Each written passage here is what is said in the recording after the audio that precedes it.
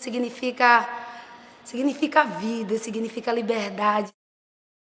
Quando estão todos os integrantes juntos, é como se fosse uma religião. Ele resgata um pouco da força que o povo brasileiro tem. É a resistência.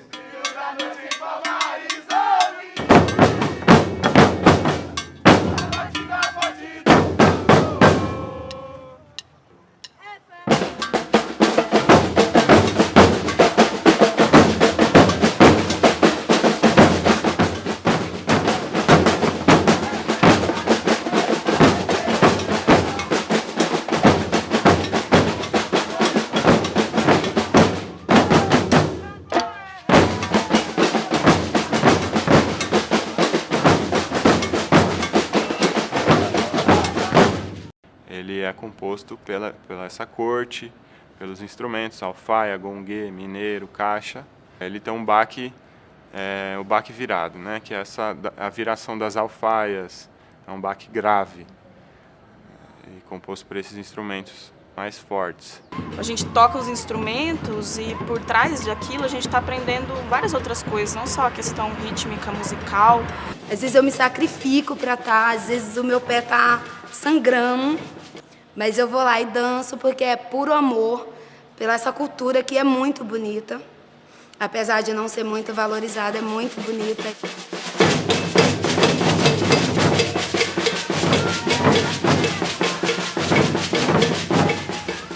Quando fui no carnaval desse ano, eu fui ver a apresentação e eu fiquei vendo o pessoal tocando.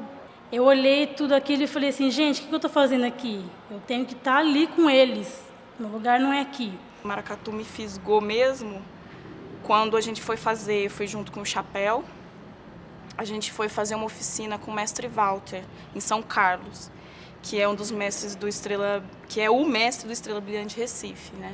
Há algum tempo que eu não me emocionava do jeito que eu me emocionei, eu vi ele cantando. Então ele cantou mais ou menos assim. O Estrela, quando toca pela rua passear, parece a baleeira quando sai no meio do mar. E aí, quando eu ouvi assim, meu olho encheu de lágrimas. E aí eu falei, eu acho que eu preciso viver mais isso, assim. A gente diz que o maracatu ele te escolhe, né? Então ele acabou me escolhendo e eu criei um vínculo que eu não consegui separar desde então. Canta chapéu de sol, roda saia de chita, maracatu me chamou, lelê, chamou porque acredita. Vem no baque pesado.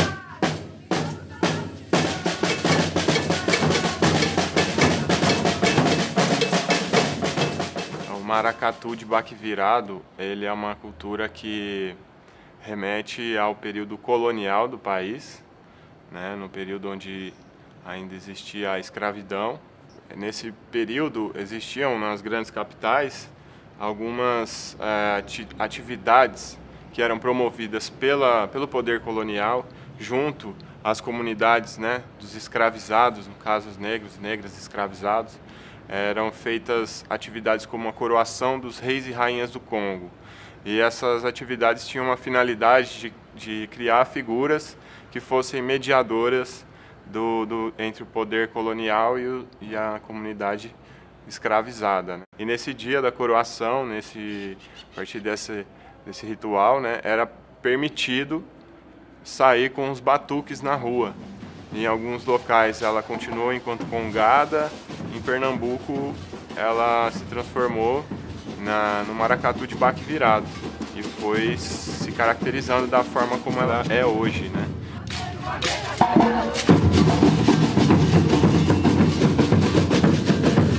Maracatu é um nome até pejorativo, né, que as autoridades davam na época. Então, todo manifesto negro feito em Pernambuco era chamado de maracatu, né? Dizem um pouco pelo sotaque das alfaias, dos tambores, né? Que maracatu, maracatu, maracatu. O maracatu, ele, até o começo dos anos 90, diria que ele ficou restrito a Pernambuco, até mesmo a Recife, né? A zona metropolitana de Recife. poucas pessoas fora de lá conheciam ou praticavam, pesquisavam a fundo o maracatu.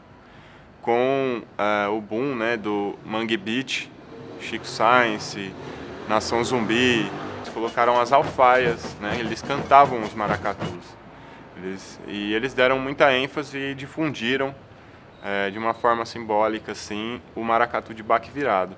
Isso criou interesse fora do estado de Pernambuco, principalmente na região sudeste e sul do país. O maracatu em Ribeirão Preto, ele começou em 2008. O grupo surgiu da vontade de algumas pessoas que estavam aqui em Ribeirão Preto, né, que moravam na época e que foram para Recife, conheceram o maracatu, de trazer para Ribeirão Preto um pouco dessa parte da cultura de Pernambuco. Então aí a partir de 2009 o grupo começou a tomar um rumo.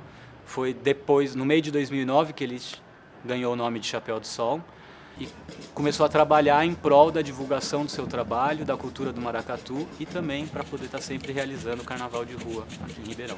O grupo, nesses 7 anos de vida, ele criou algumas músicas próprias, né? Essas músicas, assim como as Loas das Nações, elas contam um pouco da história do Chapéu do Sol e contam também coisas sobre a história do maracatu. Uma música nossa, né, que diz assim: Chapéu do Sol nasceu do respeito pelos baques de toda a nação. Chapéu do Sol, somos batuqueiros do maracatu em Ribeirão. Chapéu de sol, somos batuqueiros do maracatu em Ribeirão.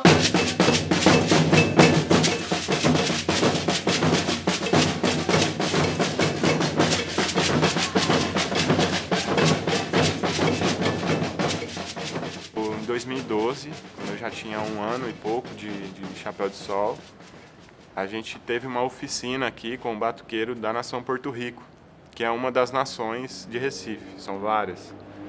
Ela explora muito a questão dos orixás, ela fala de uma forma muito aberta, né? E ela acaba atuando como um movimento social, assim, de resistência. Isso me interessou muito na nação Porto Rico e foi o que me uniu, me aproximou muito do Luiz Henrique.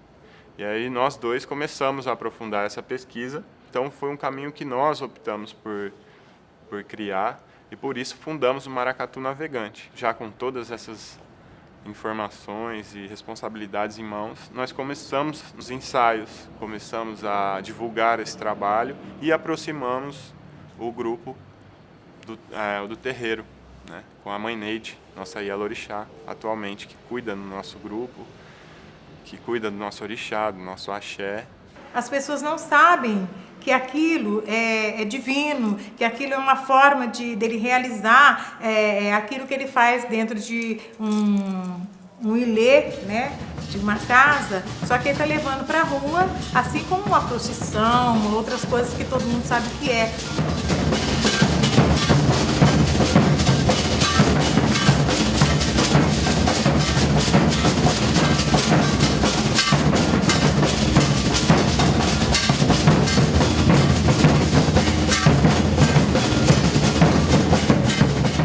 O maracatu ele foi reconhecido em 2014 como patrimônio imaterial da nação, né? Patrimônio cultural imaterial, que significa um reconhecimento que hoje o maracatu não é uma cultura puramente pernambucana, ela é uma cultura do Brasil, né? Já foi reconhecido que a cultura se difundiu pelo país todo, né? E nós nos sentimos assim, de certa forma, contemplados porque nós somos aqui portadores da tradição aqui no interior de São Paulo e hoje podemos afirmar que o maracatu tem esse reconhecimento. Eu vejo hoje como uma troca, né, de cultura, tanto oportunidade para a gente vir para cá conhecer e o pessoal que sai daqui para lá, que se envolve também com a religiosidade, que de fato vai tomar água lá da fonte. Eu acho maravilhoso essa história das pessoas que quer saber do maracatu, ir lá aprender. E aí, ao mesmo tempo que isso vem para cá, que o maracatu vem para cá, desperta muita curiosidade lá, né? As pessoas querem se aprofundar mais, até para viajar, para saber como é. Porque quando vai muita gente, essa novidade, essa troca, isso dá uma certa euforia, né? A gente fica querendo também saber como é aqui, o maracatu aqui. E isso desperta. Eu acho que tanto cresceu lá, quanto aqui também. A diferença é porque lá é um maracatu nação, né? E tem a coisa de quem nasce lá. Lá a gente já nasce dançando maracatu, já nasce tocando, já tem outra aproximação porque está muito. E aqui maracatu é um grupo, mas assim, não tem eu não vejo muita diferença. E é especificamente aqui em Ribeirão, no Navegante, porque tem esse lance da religiosidade também, né? Tem essa ligação com o terreiro aqui.